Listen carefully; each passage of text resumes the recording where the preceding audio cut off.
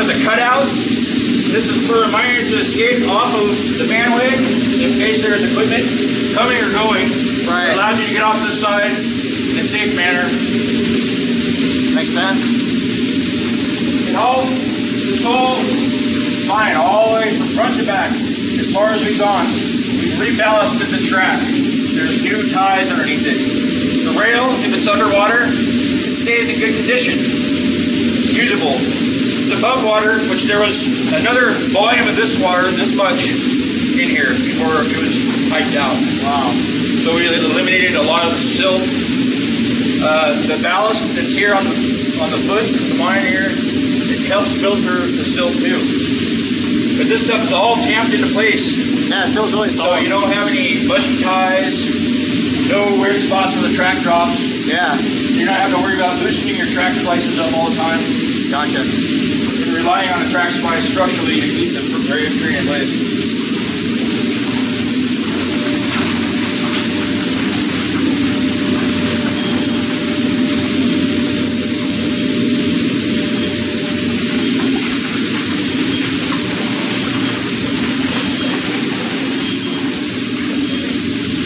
Here, you see there's hips cut in the side of the ribs right here. This would be timber in here, so it would be even smaller in here. Wow. This is starting to get small.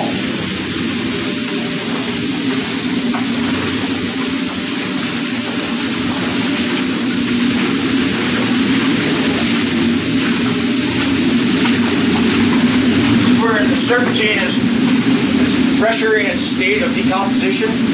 Right here, it's a fault area. It's filled with serpentine in here. You see, it doesn't like to stay in one piece. It breaks up into all these little bladed pieces right here. Oh man. And it doesn't take much of a slab to hit you and hurt you. Right, right. So this is what you call surface control right here. This isn't ground support. This is surface control. This is containing all this loose serpentine up here. The rock bolts are drilled in. You want to probably have 6 footers in there, open this back. 4 footers would be sufficient as well. These mats are in place right here.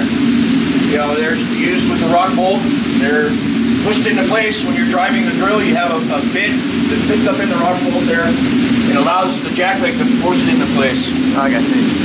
And it makes it tight. It's so tight in there, it breaks, so you can just crush the rock that's up in here when it becomes tight.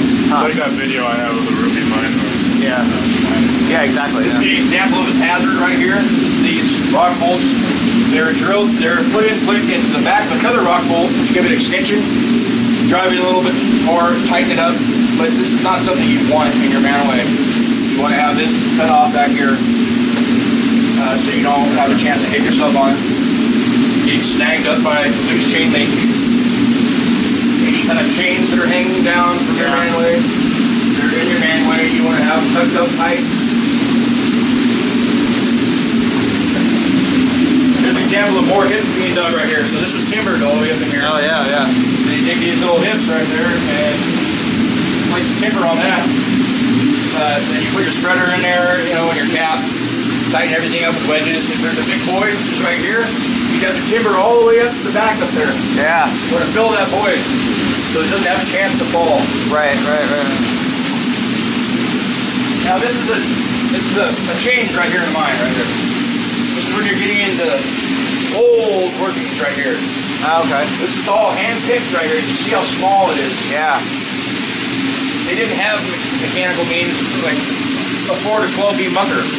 So this is done with a pick. This stuff is really greasy. It breaks apart in flakes. Yeah, you can see the way it cleaves right here, how it's going to break every time. But this is another indication of faulting right here. Because you go up here and you look at it, it's twisted. Yeah. Spin right there. That's what's called the moiling there. And that's just being in here, picking this shit all day long. You know, it may or may not have had the water flow, probably not, coming out of here, so you're going to have a condition of dust. Yeah. This is serpentine here, you know, what everybody thinks is asbestos, and it's always so worried about. Well, here in the mine, you have anywhere from 80 to 90-something% humidity in here, so you don't have to worry about dust per se. Yeah. If you're drilling, one thing, you always have water introduced with your drill. and you're be able to flush the cuttings away, and it's a good thing to have. There's cases where you don't have that luxury. If you're, say, way out someplace remotely and you're trying to be minimalized on equipment and water is just not available, you can always drill dry. Not supposed to do it, but it has been done.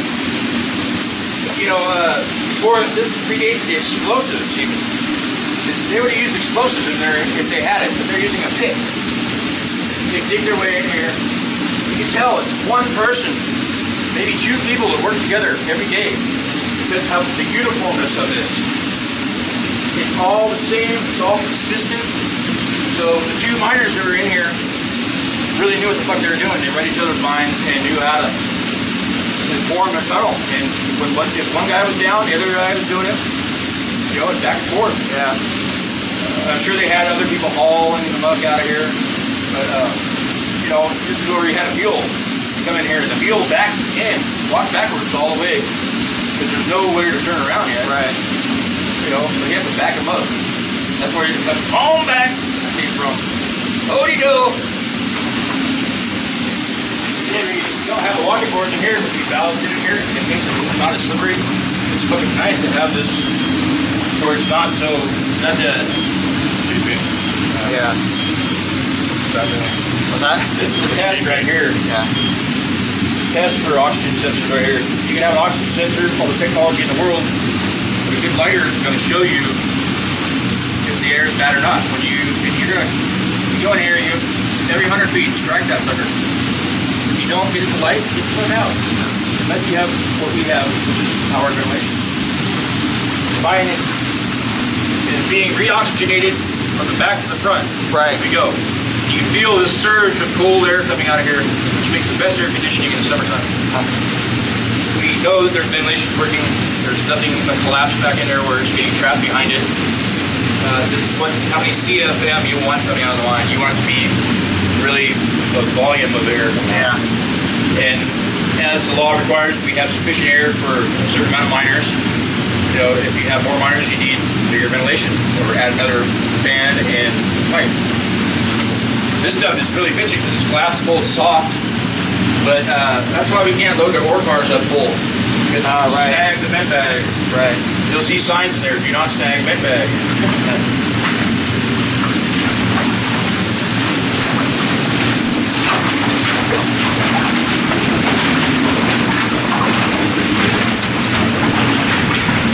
Again, you'll see a rock mat or so and chain link and whatnot placed in certain places in here where the miner who's in here observing it can be a potential hazard. Right. And each miner has the option to use as much ground support as they deem necessary to make it safe they want. Right. Nobody else can tell you to go in there and do it. It's the miner's right.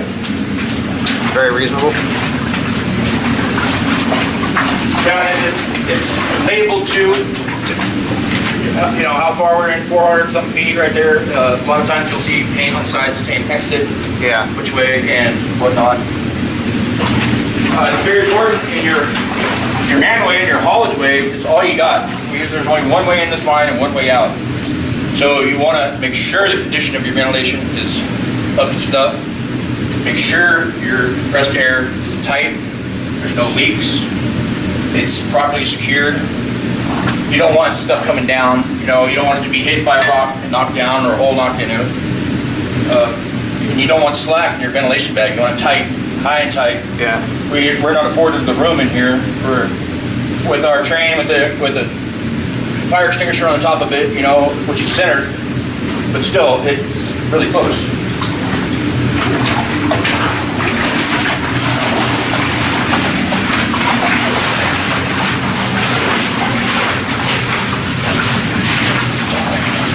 That's the interesting right here. The rail is embedded in concrete right here, so not sure if there was some kind of a dam to contain the water. I'm not sure how it would have worked, but there's concrete embedment right there, and the track's embedded into that.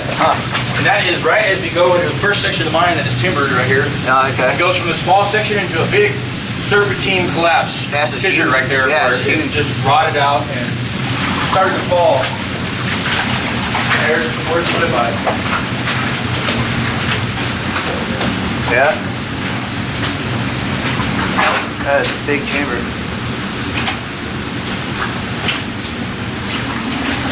And that serpentine is nasty stuff to work in. Yeah, it's held in there by this mesh right there with the really tight squares. Probably what was available. You have these things that are called saddles or bull horns right here. They're made out of bent rebar, and that gives a ledge to put your timbers on. Right. Set your timbers on. This, believe it or not, is not for ground support. This is a working deck. Ah, okay. This is to be able to work and put chain link on the serpentine above. Makes in sense. the ground support condition, you'd have timber from this deck all the way up. Fill to the top, yeah, fill the void, yeah. Square set, no nails, we use screws.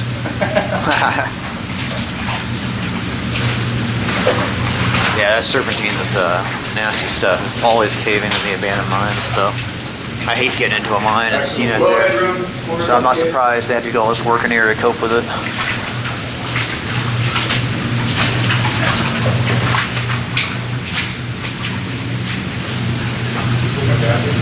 Back the way we came.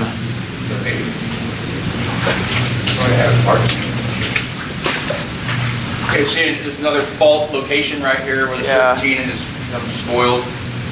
It's called the rock rotten for the most part. The ground is rotten there. You can see above the timber section we were just looking at, which is a work deck, you can see how they're able to access the top of the cavity to put the chain link in with rock bolts. For sure. You always want your chain link tight all the way up. It triggers at 19.5, so.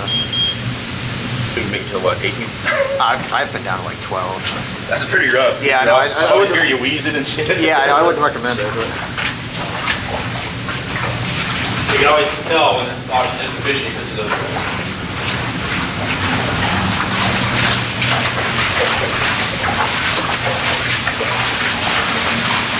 real pain.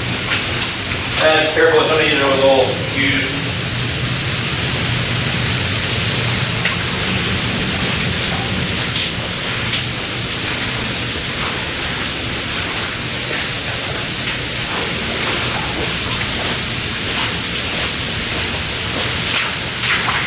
Now you'll notice that the rock has changed here. Yeah. This is Much better echo. This is a pyroclastic flow, a very older version of an ash layer right here. It doesn't contain any organics whatsoever. It's just ash right here, and it had, well, I correct myself, there is the remains of where a tree used to be, or a branch right here. And it's hollowed out in there, and if you look in there, and I'm going to pull some out, that's a rock. To me, it's just amazing how much the sound changed. As soon as we left that section, this is awesome. This right here is 300 million year old wood. You know, it dates when they had the last flow that came through here. Initially, light this layer of ash down, which is turned into rock slowly. You can see different intrusions in it right here. Look at this. Yeah, how's that It's all going? older. Then you got this guy right here. This is probably initial blast material coming out. Yeah. There's some granite right there. You know, this is a hell of a right there an eruption. And in my theory about it, it wasn't from one volcano or another. It was a rift volcano, which is just a rip in the ground, just like they had in Hawaii. Here you want some 100-year-old wood? Oh my God, great! 300 million.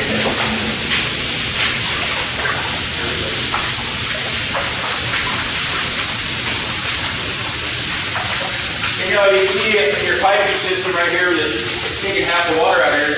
You want to have it secured out of your haulage so it's not being ran over the train because it has little axles that stick out on it that rip the shit out of it over time. Yeah. Just a few passes, you'll have a hole in there. When you come through and you put relief holes in it too to relieve any air bubbles in there. Oh, right. And get it to flow really good. But another example is the fusion joint right there. Yeah. This has all been one solid piece coming on in here. Huh.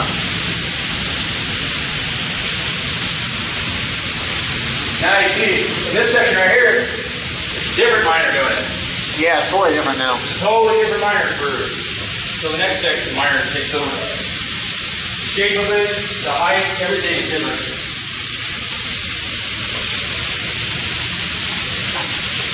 But what's not different is you're still seeing the foot, the hitch is placed every 5 foot or so on the side right there. They obviously, if they timbered in here, they had concerns that this ground could fail on them. Yeah. You know, this is just an ash layer. You know, it looks like concrete. You can chip it with a rock hammer all day long, especially when you get deeper into the mine. It's a newer flow and or older flow, and it's decayed much more. There's much more water surfacing from above, either in secondary channels or just springs.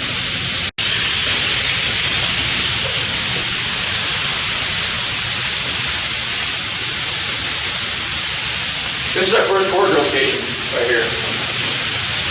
This was to get a vertical look at the mine. So all this was cleared out to the sides. This is where your drill steel would be able to run up into there. Right. And you want to have that room so you can change the steel out, redirect your drill, but it would go down through this casing right here. And this goes down however, whatever the depth was. And it allows you to pull it out without having rocks collapse down in there on top of it and trapping your steel in there and whatnot. Right. This would be an anchor point. The drill would be anchored down to the ground and not allow it would resist coming up. Yeah. Through the force of the bit going on there. This is one of the core drill holes. This was probably a look down at this degree. Right. You know, they went down in there for several hundred feet, see what's underneath us. You know, see if it's ancient river channel or quartz. Whatever it is. So where we just were. Continuing down here. There's another miner. Short back. Yeah. Big change all of a sudden.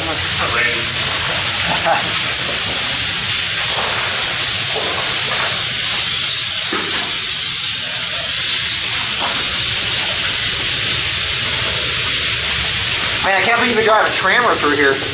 Oh yeah. This is big in here, really. You can see the ventilation's low, hang's low. It's really hard to get it pushed up out of the way. When we came over and took over this mine, it had 24-inch ventilation in here. 24-inch? Yeah, aluminum pipe ventilation. Wow. It just went back to that work deck area. But, you know, of course, that had to be taken out of here. Yeah. It's too big. I mean, there's no room to work in here. Seriously. Yeah, and it's always a good practice when you're coming in and going out. Check your connections right here. Give a little turn right there. Just make sure. You know, snug it down.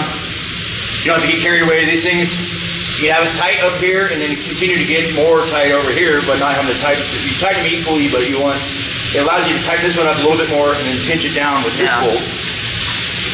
And you're in 700 feet is all.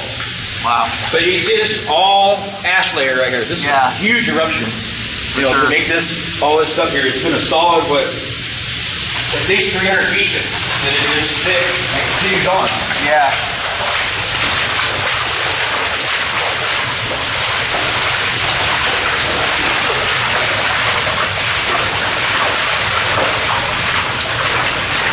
This is another core station right here. Allowed you to pull the rod out straight up. That's why those little cutouts are up there. Yeah. Now it's obsolete. They're no longer in use, so it's a shelter to get off the track when there's a train coming through. Makes sense.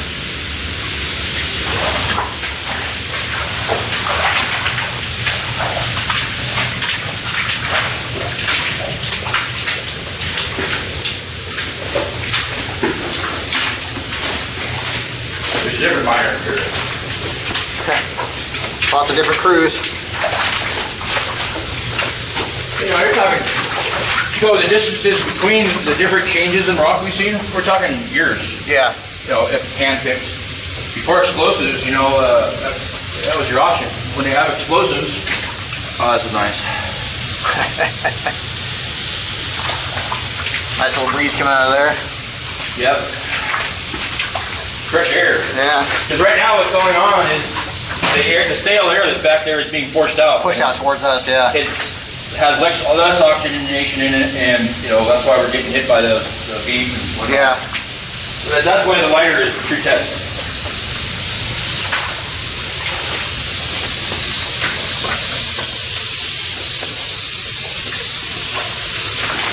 Another core drilling station. This is all, you know, they didn't use a jack leg in here. This is all just shipped and picked out by hand, all the way through here. You can see there's cavities up there where branches used to be. Oh yeah. The fire classic flow. Now it's just used to get off the track. That's real similar in the Ruby too, where you can just pull out big logs. We had to cut some of them with the chainsaw. That's like the big tree stumps, yeah. You know, they're still in good enough shape to cut with a chainsaw. That's crazy. Yeah, how many million years old? This, I assume it's at least 200 million years old, this wall right here. And you're cutting the wood with a chainsaw. That's insane. But it decays rapidly as it is exposed to air Yeah. and chainsaws.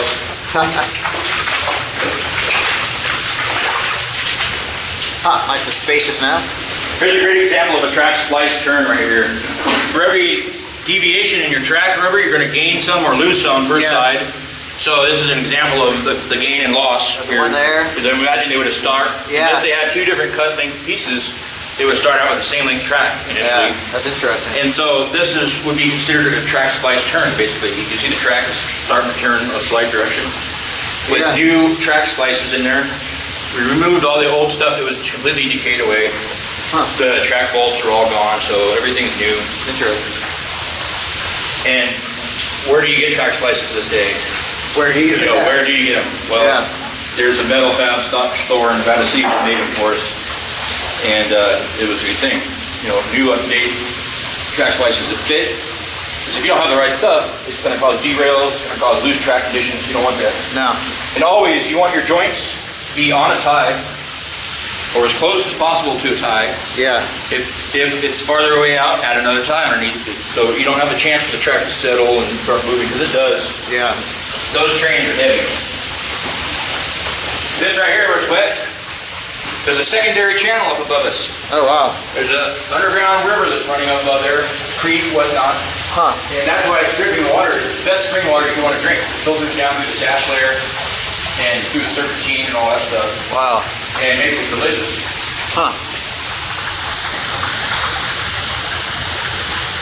You see the rock change again here.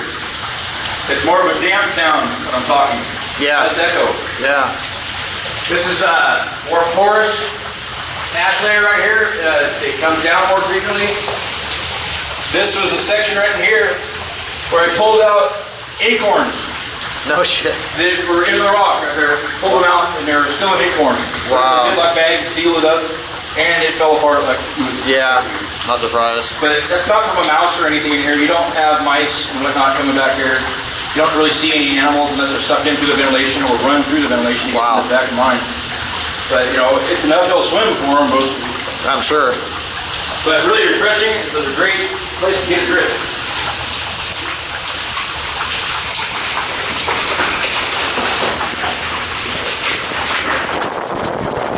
Very important to keep your under dry. Now we're back to serpentine. Hold on, I got it. Oh man, you're right. Now it's a different miner altogether. Bigger tunnel, different crew. Yeah. Yeah, I imagine two miners could probably pick out 20-foot sections a day. 20 feet a day? Yeah, pick it out and muck it out. Wow.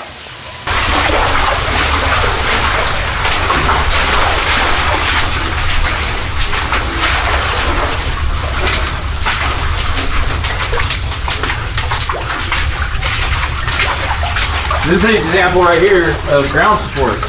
Yeah. And surface control all rolled into one. Right here. This is weird. I've seen that before.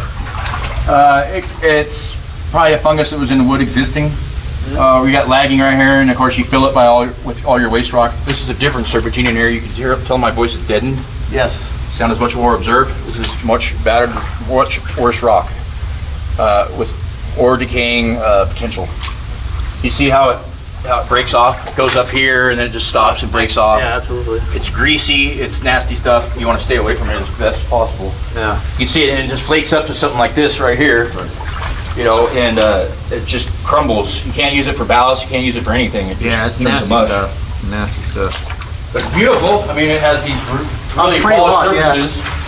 Like I said, it's in the jade is in the serpentine family. We're going to see where you're going to see a lot more slabs. Okay. And we'll see maybe some ground fall on the track. And again, you can see the hips cut in here, prominent spots. Oh yeah. We're using timber through the serpentine. Now up here, the rock changes. It alters to another form of serpentine. Huh. You know, and already we're probably probably 1,000 feet back in there, and our voices are totally deadened. Yeah. I can just see how probably that stuff is. I hate seeing them going to the abandoned mines. Beautiful stuff though, green, translucent.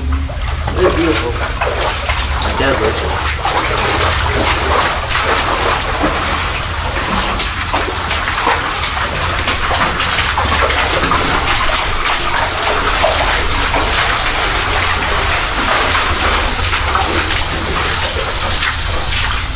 Another change in the rock. This is back to the shitty rotten serpentine.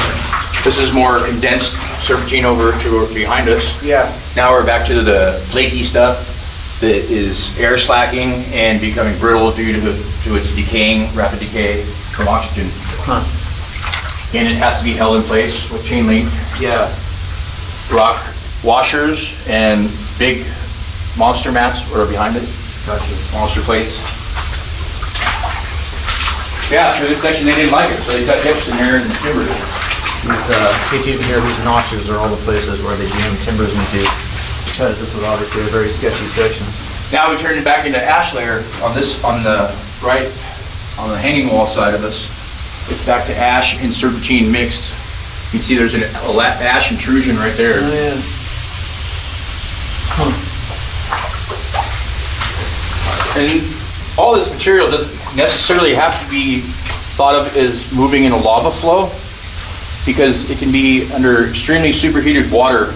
Water under pressure cannot boil, so it liquefies the rock when it reaches in excess of 3,000 degrees Fahrenheit. It blasts the rocks and minerals and everything and takes it with it, and it comes in a hydrothermal solution, which is represented by serpentine. You know, it's some considered a lava, but it's also like material that would be shot out from a geyser, so to speak. Interesting. Now we're back to the ash layer right here. Yeah. So it changes right here. At this point, this is a vault right here. Now you're going to see, this is where this would be the bottom side of the lava flow right here. So we're underneath where the lava's flowed and erupted, and laying on top of us was the lava. We're underneath it. You see that there's fault right here. That's why it's not a true fault. It's just where the ash layer is meeting the bedrock serpentine right here. It's brought up in the hydrothermal solution. You see it's very greasy. It slips out. You know, it wants to slip out. It'll fall all day long if you fuck with it.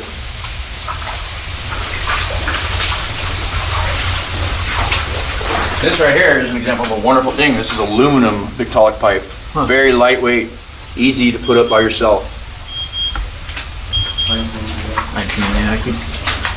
It's kind of reminding you. Yeah, and then their voices, they're dead. This is all hand picked out. There's no evidence of explosions. Maybe that doesn't look like any explosive was used there. This is all hand picked. Wow.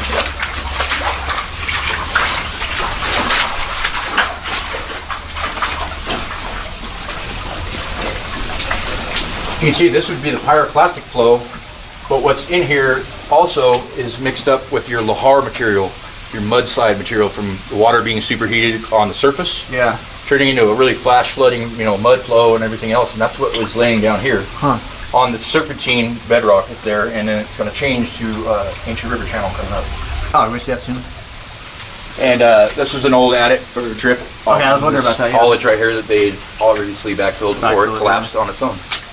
Because this stuff right here has no integrity whatsoever. It has to be held in place. You don't want to give it any room to move, because any earthquakes, far or near, could set right down. Anything into motion. Yeah. You see, this is just mud, muck right here, used for backfill, but there's serpentine embedded in it. So that's a serpentine footwall right there. So you have an ash hanging wall over here on our right.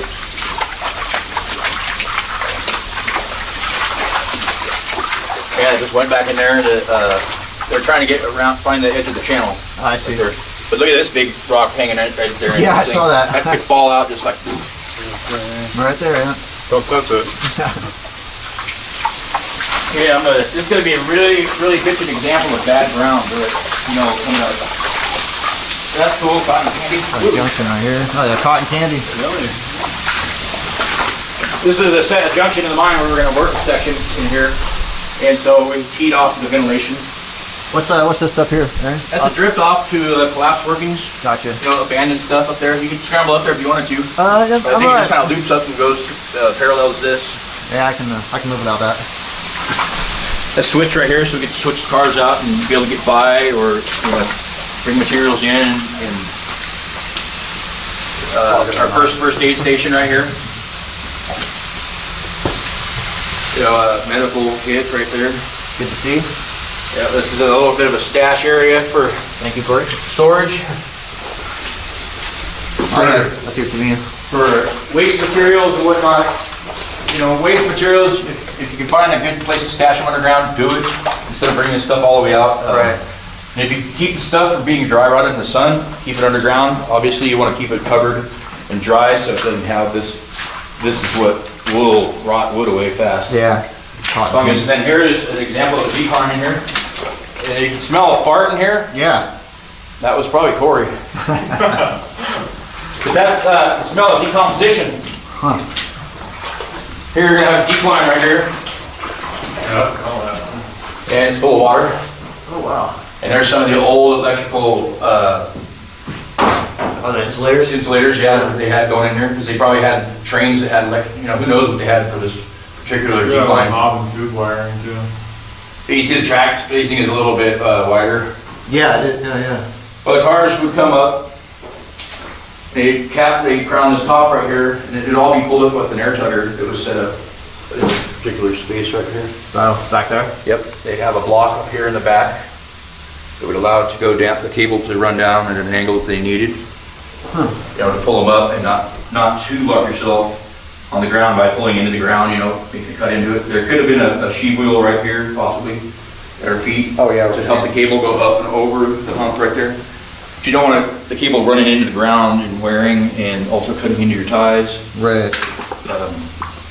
You know, pulling cable clamps loose, all that good stuff. Do we know how far down that decline goes, or where it goes, or? It goes probably about 75, 80 feet. Oh, okay, that's it. And this is the McCormick Winds right here, Huh. if I'm not mistaken. And this is also where my dad's mining buddy fell, broke his neck because of bad oxygen. Oh, And I could be mistaken, it could be the next one over, but it's, likely this one then? I think it's the next one actually because it's Oh. deeper than that. He fell about 200 feet. well, there's plenty of workings at different levels down there. They were trying to raise up into the bottom of the gravel channel, and there's depleted oxygen condition there. You just climbed up there, started working, and fell down. Yeah, my dad said, yeah, they were like 100 feet apart or something, and yeah. It's like Air. to have a mining partner, you know, your buddy. Yeah, no, the air was bad where he was standing and we're just passed out, didn't even know it as the oxygen meter goes off. speak of the devil. Yeah, fell and broke his neck, but he lived, so.